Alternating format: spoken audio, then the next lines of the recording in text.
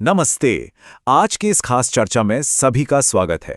आज हम एक बहुत ही पावरफुल सोर्स मटेरियल ब्रैड स्टूलबर्ग की किताब मास्टर ऑफ चेंज के डीप कंसेप्ट्स को डी कोड करने वाले हैं।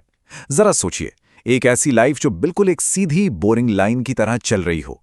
रोज सुबह उठना, ऑफिस जाना, लौट कर आना और उन्हीं पुरानी उलझनों में फंसे रहना। हमारे आज के सोर्स मटेरियल का सेंट्रल कैरेक्टर पंकज बिल्कुल ऐसी ही लाइफ जी रहा था। बाहर से देखने में सब कुछ एकदम स्टेबल और सेटल था, लेकिन अंदर ही अंदर एक अजीब सी बेचैनी थी। और बस यहीं से हमारी आज की ये जर्नी शुरू होती है। अक्सर हमारे मन में एक गहरा सवाल उठता है, क्या हमें बदलाव से डर लगता है? पंकज ने जब खुद से यही सवाल पूछा तो उसे रियलाइज हुआ कि वो अपनी लाइफ में एब्सोल्यूट स्टेबिलिटी या कहें कि स्थिरता के पीछे इतना भाग रहा था कि वही चीज उसे आगे बढ़ने से रोक रही थी। तभी उसे ब्रैड स्टूलबर्ग के इन आइडियाज के बारे में पता चला, जिसने उसे सिखाया कि बदलाव से डरना नहीं है बल्कि उसे मास्टर करना है। चलिए देखते हैं कैसे। आज के इस विश्लेषण में हम इस सोर्स मटेरियल से निकाले गए उस अल्टीमेट 5 पार्ट टूलकिट पर नजर डालेंगे। पहला है रग्ड फ्लेक्सिबिलिटी, दूसरा है साइकिल ऑफ चेंज, तीसरा है मैनेजिंग एक्सपेक्टेशंस, चौथा है नॉन डुअल थिंकिंग और पांचवा है कोर वैल्यूज। ये वो 5 टूल्स हैं जो लाइफ के अनप्रिडिक्टेबल बदलावों को मास्टर करने में किसी की भी मदद कर सकते हैं। तो चलिए पहले कॉन्सेप्ट से शुरू करते हैं। नंबर 1, रग्ड फ्लेक्सिबिलिटी यानी बिना टूटे झुकना। हम अक्सर सोचते हैं कि टफ होने का मतलब है किसी भी हाल में ना झुकना, एकदम कठोर बने रहना, है ना? लेकिन असल टफनेस का मतलब है ग्राउंडेड रहना और साथ ही नई सिचुएशंस के हिसाब से खुद को बहुत तेजी से ढाल लेना। इमेजिन कीजिए, एक तरफ एक बहुत ही मजबूत पेड़ है जो अपनी जगह पर एकदम रिजिड है। जब बहुत तेज तूफान आता है ना, तो वो जड़ से उखड़ जाता है। दूसरी तरफ है घास जो फ्लेक्सिबल है। तूफान में वो पूरी तरह झुक जाती है, लेकिन तूफान गुजर जाने के बाद फिर से सीधी खड़ी हो जाती है और सरवाइव करती है। पंकज को भी बिल्कुल यही समझ में आया। अपनी इसी रिजिडनेस की वजह से उसने ऑफिस में एक शानदार नए वर्क प्रोजेक्ट को मना कर दिया था, क्योंकि वो बस अपने पुराने कंफर्ट जोन में ही फंसा रहना चाहता था। और तो और, जब उसकी बहन शादी के बाद दूसरे शहर शिफ्ट हो रही थी, तो इस बदलाव को एक्सेप्ट ना कर पाने की वजह से पंकज के रिश्ते भी खराब हो गए थे।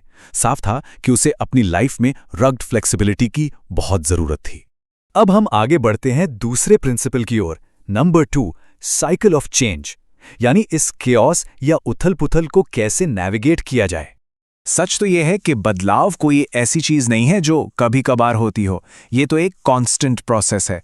ये एक ऐसी अनिवार्य प्रक्रिया है जिससे लड़ना नहीं है, बल्कि उसके साथ फ्लो करना सीखना है। ये चेंज की एक्चुअल साइकिल है। स्टेप 1 है ऑर्डर, यानी एक स्टेबल स्टेट। फिर अचानक आता है स्टेप 2, डिसऑर्डर या कोई बड़ा डिसरप्शन। और फाइनली स्टेप 3, रीऑर्डर, जहां चीजें एक नए बैलेंस में पहुंचती हैं। इसे एक कैटरपिलर के एग्जाम्पल से समझते हैं। एक कैटरपिलर पहले एक स्टेबल स्टेट यानी ऑर्डर में होता है, फिर वो एक कोकून में जाता है जहां सब कुछ अस्त व्यस्त और केओटिक लगता है, ये डिसऑर्डर है। और अंत में वो एक खूबसूरत बटरफ्लाई बनकर बाहर निकलता है, जो है उसका रीऑर्डर। हमें यह समझना ही होगा कि डिसऑर्डर कोई दुश्मन नहीं है, बल्कि एक बहुत ही जरूरी प्रोसेस है।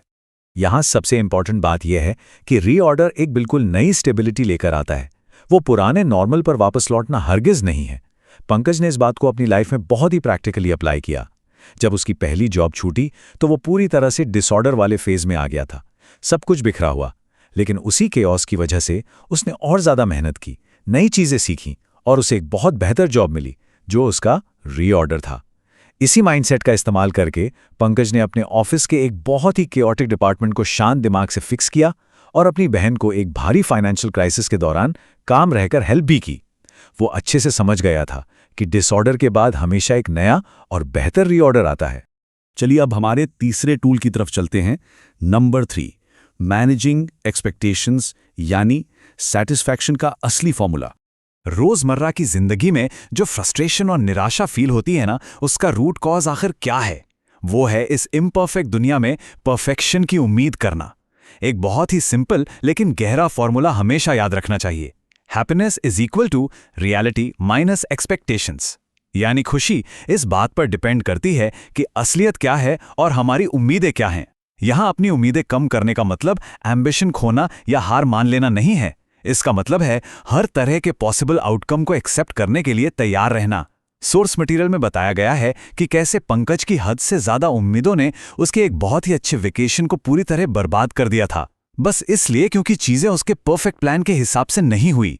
मौसम खराब हो गया, होटल भी उतना अच्छा नहीं निकला, और इसी ओवर एक्सपेक्टेशन की वजह से उसे अपने दोस्त अमित पर भी बेमतलब का गुस्सा आया जब अमित ने उसकी उम्मीद के मुताबिक फाइनेंशियल मदद नहीं की थी।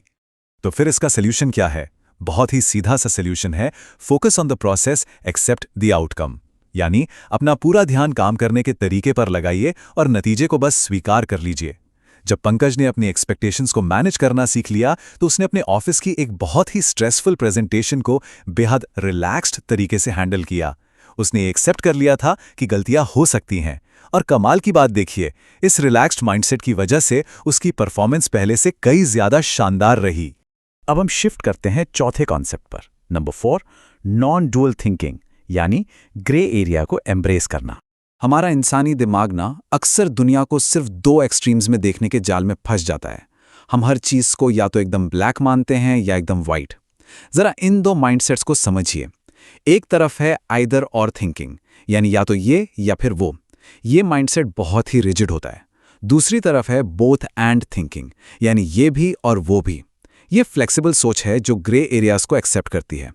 पंकज को हमेशा लगता था कि उसकी बहन सिर्फ उसे जज करती है, ये उसकी एक्सट्रीम थिंकिंग थी। लेकिन नॉन ड्यूअल थिंकिंग ने उसे ये रियलाइज कराया कि कोई भी इंसान या सिचुएशन 100% अच्छी या 100% बुरी नहीं होती। उसकी बहन भले ही कभी कभी जज करती हो, लेकिन मुश्किल वक्त में वो हमेशा उसका साथ भी देती थी। ये दोनों ही बातें एक साथ सच हो सकती हैं। स्टेबिलिटी और चेंज दोनों एक ही समय पर एक साथ एग्जिस्ट कर सकते हैं, बिल्कुल कर सकते हैं। पंकज के वर्क डिलेमा को ही ले लीजिए। पहले उसे लगता था या तो वो अपने पुराने क्लाइंट के साथ काम करे और सेफ रहे, या फिर उसे छोड़कर नए क्लाइंट्स ढूंढे और बड़ा रिस्क ले। लेकिन बोथ एंड थिंकिंग ने उसे एक बिल्कुल नया रास्ता दिखाया। उसने पुराने क्लाइंट को बनाए रखा और साथ ही साथ पैरेलली नए क्लाइंट्स को भी एक्सप्लोर करना शुरू कर दिया। उसे सिर्फ एक रास्ता चुनने की मजबूरी फील ही नहीं हुई। और फाइनली हम पहुंचते हैं अपने 5वें और आखिरी कॉन्सेप्ट पर, नंबर 5, कोर वैल्यूज, जो हमारा अपना इंटरनल कंपास होती हैं। जब आसपास सब कुछ बदल रहा हो, सब कुछ डिसऑर्डर में हो, तो भटकने से बचने के लिए एक ऐसे कंपास की जरूरत होती है जो हमेशा सही दिशा दिखाए। उदाहरण के लिए पंकज ने अपनी 4 कोर वैल्यूज डिफाइन की थी। ऑनेस्टी यानी ईमानदारी, हार्डवर्क, फैमिली और लर्निंग यानी कुछ नया सीखते रहना।